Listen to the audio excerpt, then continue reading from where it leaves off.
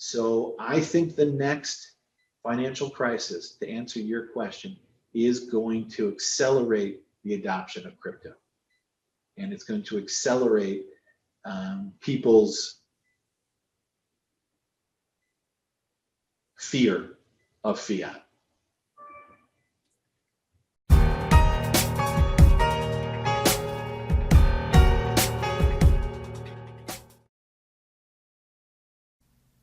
New studies show that by the time people reach their middle ages, the body often produces less than half of the collagen it did in their youth.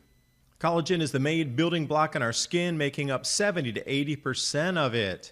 This is why we get sagging skin and wrinkles as we age. If you want to look younger, you must supplement collagen, which will improve your skin's elasticity, make it smoother, more plump, and more youthful looking. That's why Ageless Multi-Collagen provides 5 key types of collagen you need from 4 different sources, essential to optimally support an array of full body benefits. No odor, no taste, no clumping, unlike other collagen supplements. And this is why I recommend Health with Adapt 2030. Ageless Multi-Collagen, and look at that, I need another bag already. Quick way for youthful appearance. Use the link in the description box below for 51% off my favorite Ageless Multi-Collagen. And now on with the video. And good afternoon, everyone. Today I have with me is Matt Zaner from Zaner Digital. Think about this. The new is going to be the old. Traditional regulated finance with on-roads, on-ramps, and off-ramps. From fiat into crypto, the cryptocurrency brokerage with a person face-to-face. Early adopters, yeah, they're going to stay on the exchanges. Persons 40, 50, 60 retirees, they're going to want to come into something that they're already familiar with. Traditional banking, credit cards, a banking statement, tax statements issued. That's where we're going. Now blend these two worlds together. And this is what Zaner Digital is offering. This is a glimpse into the future of how 50% of people are going to start to transact and adopt cryptocurrency. Matt Zaner right here from Zaner Digital. Matt, appreciate you joining me. Yeah, I think less than 10 years from now, I don't know if we'll be at the preponderance of transactions happening via crypto, but we are going to be a very, very significant percentage of transactions. One of the things that's really changing, and you had mentioned sort of Wild West and AML KYC, that is changing. What you're seeing now are firms like us that have been around 40 years and have been in a regulated industry for 40 years and understand what regulation and anti-money laundering and know your customer, what those things look like and feel like. And so as players like us get involved and have the proper registrations, and have the proper setups and have the proper experience, major institutions like Chase are saying, okay, these are the types of firms that we can get behind and help process. And so this onboarding and offboarding is getting more accessible and more, I don't want to say safer, but it's getting more user-friendly, more comfortable, more trust for the end user. Yeah, that was the thing. As soon as you spoke cryptocurrency in 2016, 17, 18, people were like, where's the door? I want to leave the room. I don't want to be around this conversation. I don't want to be associated with this at all. Please don't tarnish us by saying we're associated with crypto. But now it seems that all of that has completely changed over. I don't know if it was a deflection back then, you know, because Jamie Dimon, I remember he says, I'll fire any trader on the floor who even buys crypto. But then over in Europe that day that they were the largest purchaser of Bitcoin through the entire space for that 24 hours. At the same time, they made a news announcement in the United States, I'll fire anybody who's trading that, but they're over there buying in Europe. So you're getting those kind of crossed messages. And, you know, there was so much FUD, with fear, uncertainty, and doubt. That's you know, you're going to hear a bunch of different keywords and things when you're talking about crypto, from the FOMO, which is fear of missing out, the FUD, fear, uncertainty, and doubt. But yeah, that surrounded the whole space there. Yeah, I think there was a ton of misconception also back then. I think people thought, oh, crypto, that's where criminals transact. It's not, for every day. And, we're this major bank and we can't, put our reputation at risk there. And as it turns out, less than 1% of all transactions, on crypto is criminal enterprise, which is less than what it is in fiat. Yeah, and I'm wondering what the criminal enterprise is in fiat, actually. Bribes, purchases of illicit substances. I mean, the percentage on a US dollar basis, on a paper basis, being used every day, or straight up money laundering through banks. I mean, all those banks caught over in Hong Kong laundering funds by the billions, plural.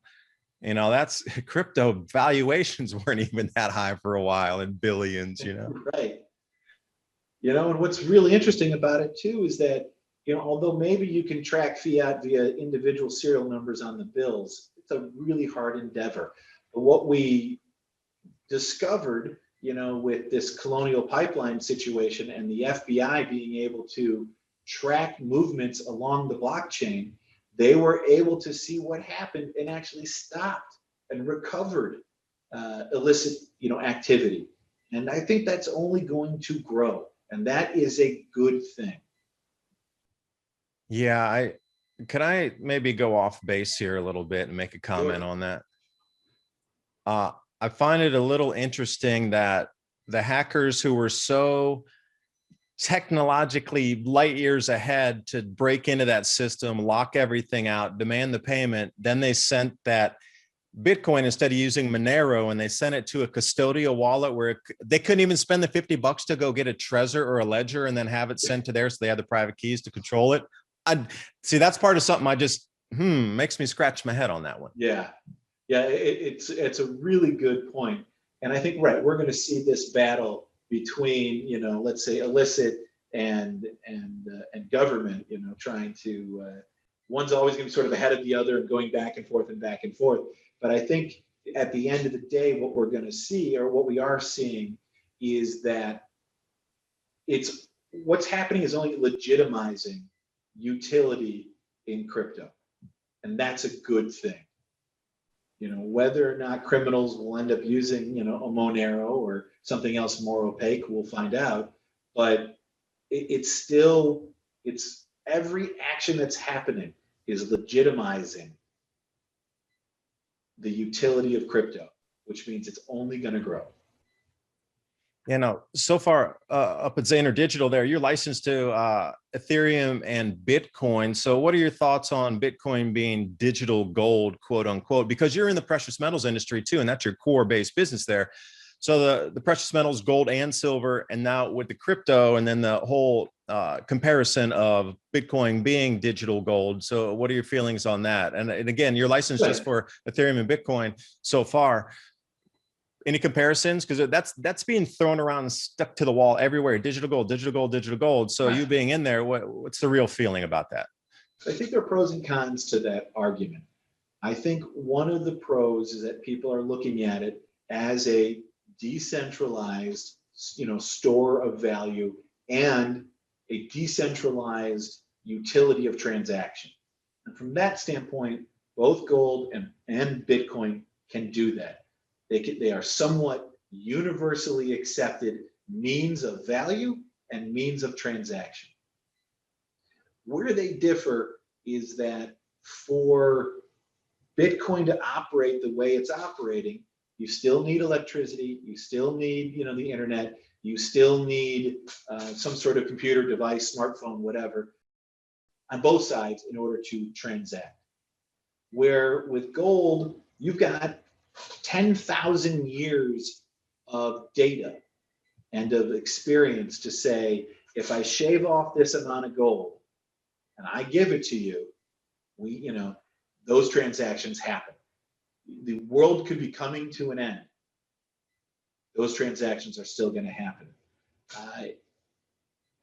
If I lose my wallet password on Bitcoin, I'm sort of out of luck. Much harder to lose physical gold. I may forget the combination to my safe, but I can still take a hammer and a chisel, right, and get at it. So I think from the idea that they do similar items, yes, I get the comparison. But if the world really went into a terrible spot, gold has 10,000 years and it's a tangible asset. I want to hold gold. In a more normal atmosphere, I think Bitcoin is tremendous. So I'd love to see people really have experience with both. And, you know, the use of precious metals, you know, taking it a little step further, silver was not the value of something that could buy another item. Go back 2,000 years, 79 AD, when we're going to get the same planetary geometry in 2024 as we had in 79 AD, the amount of grains of wheat were the measure for the silver. So That's it's right. backwards now. Yeah. So you think the food was the value to measure out the metal in its value. Right. So that's how far back we're going, even where food was the measure of unit for the weight. So, I mean, we can go back how many thousands of years on this. I think the changes in the sun on the 400-year cycle is really going to have an effect on food production moving forward, that all grains prices are going to spike incredibly. And from this year forward, 2021 harvest season coming in, especially at the apex in 2024, the amount of grains grown globally on the commercial level, we know at 45 degrees north and above is going to decrease yield from this year forward. And we're just going to have less and less on the global market. And then you see places like Brazil that are supposed to be the savior, taking up the extra bit, are now in mega droughts that can't supply the extra that used to. We seem to have been able to push through all the weather issues that we've had over the last, let's say, 8 years or so. You know, we've had some decent droughts here, but our genetics and our fertilizer technique has gotten, you know, us over that hump. But right, it's an interesting question. Have we reached the pinnacle of that? And will these, you know, the droughts and whatnot start to get worse and worse? And then we got a problem. Yeah, you're right. So far, tech has saved everything. Yeah. You know, because you can get the potash at any time. There's no longer you know, a regional bottleneck on how much, you know, fertilizer, potash or whatnot you can get into the fields. So we'll see, especially with the global trade system, if there's something going to be, well, let's hope we can continue to get break bulk in on, you know, 60,000 tons of this, 50,000 tons of that to keep the system moving. This move over to crypto, in my opinion, is part of it. It was, if you look back at the cycles in history, and if you go back about every 400 years, especially around the 1600 era, money changed, governments changed, etc. But you ask, why did it change in such an all-encompassing manner? But then we're back at the same point again now, and cryptocurrency is here. Yeah. And it's a completely different system, as well as we start to see this global governance system coming out. It's quite different than sovereign national identities for governments to operate. This whole system, everything, the Great Reset, everything is moving forward to reset an entire system. And you wonder, why would they want to reset everything at this juncture, right this second, when all the forecasts for timelines are coming in on this 400-year iteration starting this year and last year? It's real quirky on the timing. But you find the same fingerprints. I call it the fingerprints of the grand solar minimum. Going back every 400 years, you get these giant leaps in the way society's operated, controlled, overseen, or governed. Yeah, I don't know that particular theory that you're talking about, but it's definitely interesting. That's my specialty, is studying the solar cycles and how it's going to push food prices. But I also see that the movement of money is going to be a full part of this, because the last three things that always happen: population migration, economic collapse, and then rearrangement, and then a lot of government structures rearrange themselves. So a very specific core, and you talk about core inflation, a core part of this grand solar minimum reset for society, or change of society, is the change of the money system. What's valuable, what is value, how can value carry? That's why I've been so interested in crypto from the beginning, because I see it's an integral part of the whole system moving forward. If indeed my research and others is true about the sun cycles, then the crypto fits right into that. But to sort of go back to that, you know, is it gold or not? I can take a bar of gold and I can put it underneath my pillow and nothing's going to happen to it. Versus you just can't do that in the electronic world. You know, as good as it's going to get, right? It'll never be that's sitting there in my hand and I've got it and I can give it in someone else's hand and get a loaf of bread back. That just can't get replaced. You know, as I said, there's 10,000 years of that history as a means of transaction. Bitcoin, or whatever crypto it's going to be, it's going to get better and better, and we're going to get better and better at it. But if you're looking for the proverbial when the shit hits the fan, which one would I rather have? Again, I think it's both. I think it's both. Okay, so that'll dove right in. How about SHTF situation? Like, you've seen a lot of previous financial crises through your whole, let's say, career. What about this next one that's unveiling? And it's kind of in a slow motion train wreck right now, and we can see it happening. Devaluation, inflation everywhere running rampant, and that's going to be uncontrollable, especially at core when we're talking about energy and food pricing. Once that can be no longer hidden, then it's going to run. So how do you survive this one? I mean, you've already been through, so you went through the financial crisis 2008 and 2009, back at the beginning of the century, quote unquote. So late 1990s. So what do you see for this one? And how do you think, speaking of gold and having gold, precious metals, silver, and also the crypto this time, which is something new that wasn't available during the last financial crises, if that's a word. So how do you see it coming out? Like, how do I survive this one? So I think that, as I said before, the utility of crypto is going to continue to grow. And the next time we have a financial crisis, and I agree with you, one's coming on the horizon, it's going to grow the utility of crypto exponentially. One of the problems that we have right now is inflation. We have a problem with fiat. There's nothing standing behind it. What stands behind it is government, and government does what they want to do with it. They want to spend, right? How do you get reelected? You spend, and the sort of famous quote is, what is the politician's, job? And most people would like to say and want to say, well, to represent my constituency. But if you ask a politician what his job is, David, what's his job? To get reelected. That's the politician's job. What is the job of crypto? The job of crypto is agnostic. It does whatever the code says it's going to do. And so as we're sitting here in this world of inflation, as we're sitting here and saying, okay, if I don't want dollars anymore, what do I want? What do you want? Euros? Do you want Japanese yen? All of the stable world currencies are in the same spot.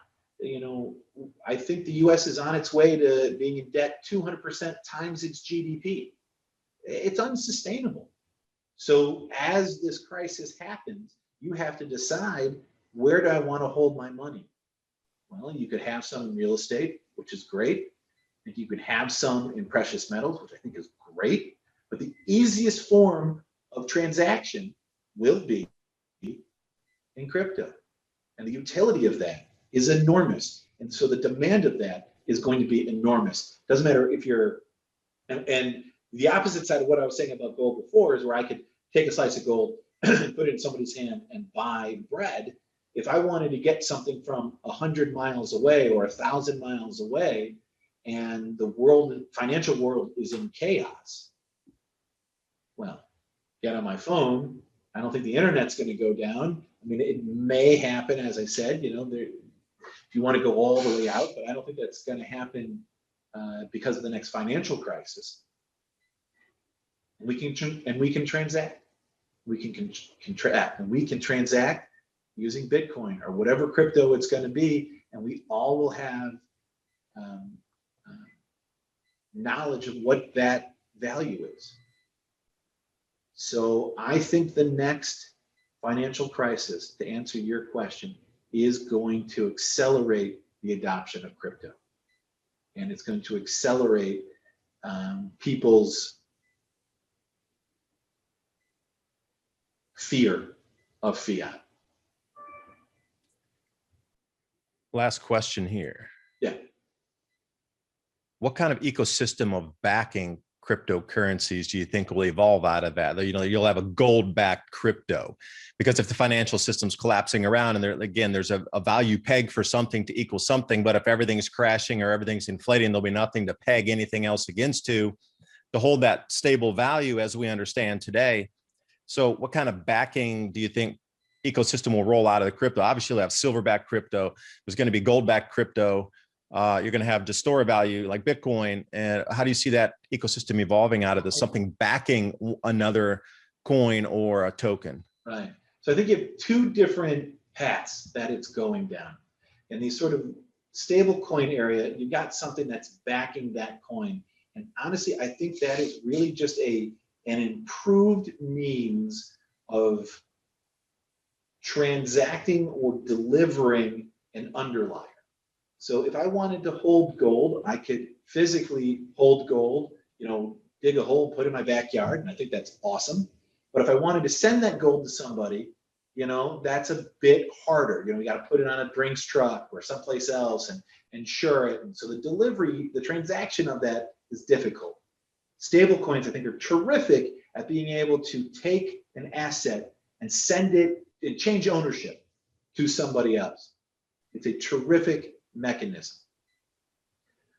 But there still has to be faith and trust in that whoever is running that stable coin is in fact doing what they say they're doing. If it's supposed to be each coin is backed by 1 ounce of gold, you have to believe that, right? And so I think you have a real dichotomy there where you're going to have this idea of change of ownership is great, but utility and transaction, I think, is going to be driven by faith in the underlying code. So Bitcoin's been around now long enough where people feel like, okay, its blockchain is pretty robust. We haven't seen any major hacks of the blockchain. Maybe some exchanges have been hacked, but not the blockchain, not the underlying technology. Ethereum has been pretty well tested, and Ethereum is a real interesting one because it does so many more things on the blockchain than what Bitcoin can do. Bitcoin can only transact, doesn't have any programming, any smarts available in that. So I think you're going to see it's going to be faith in the underlying code that drives it, rather than necessarily faith that there's something underlying, like a physical asset underlying the coin. No, it's going to be faith in the code, that the code itself, as I said before, is agnostic, is immutable, and is as hack-free as it can be. And so you need time to test that. And so I think Bitcoin is way out in front of everybody because of the years that it's been around, the attention that it's attracted, the billions, if not trillions of dollars that have transacted on that, and the billions, if not trillions of dollars of people trying to attack that blockchain. And so far, it's completely defensible. Yeah, the 51% attacks, don't think that's even possible on that network anymore with all the safeguards that were put in place to prevent that. Right. So going from the code back to the human level, getting that personal touch back with what you offer there at Zaner Digital. You try to take our 40 years of experience in a regulated financial market and industries here in the United States and take that same experience that we provide our current customers and apply it to this next exciting asset class, crypto. And what that means is right now, I think the typical experience is a new person to crypto has to find a wallet. Well, let's back up. What is a wallet? Has to understand what that is. Has to get a password. And how do you get a password? And okay, maybe I go to this exchange or that exchange, but do I know that they're regulated in the United States? Are they not in the United States? All these questions, right? And they don't know where to go or how to do it. So what we've tried to do is say, look, we've always been available by phone with experts to help you through this process on futures and on Forex. So the same thing is going to apply.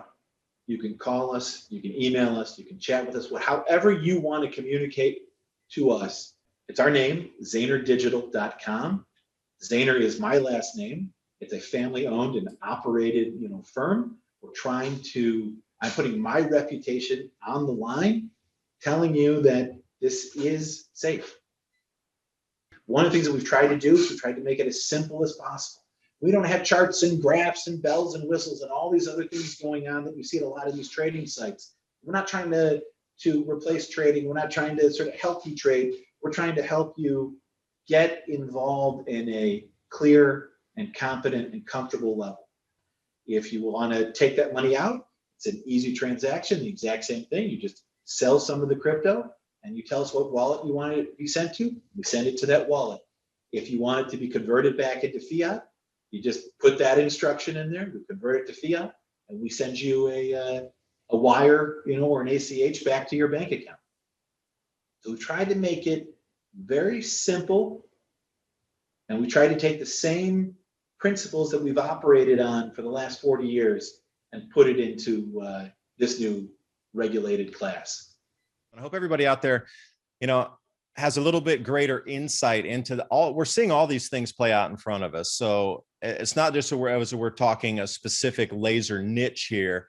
This covers a wide array of all these changes in society happening to all of us, all of our countries, all of the money systems across the planet. It's all happening. So, we're just trying to connect a few dots that might be seemingly unconnected and then make it into a wider picture. Do appreciate you watching. Hope you got something out of our conversation, and I'll see you next time.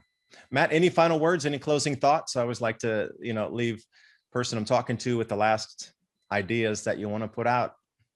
I really appreciate the time. I love talking to the audience. I love, spreading the gospel, because I truly believe, as I've been saying, that this utility is going to grow, and those that get comfortable with this utility will be much better served when they see that, oh my God, I can be transacting using crypto, and that's going to be cheaper, faster, better for me than fiat. So any chance I get to spread the gospel, I love it. Thank you for having me on. All right. Bye for now.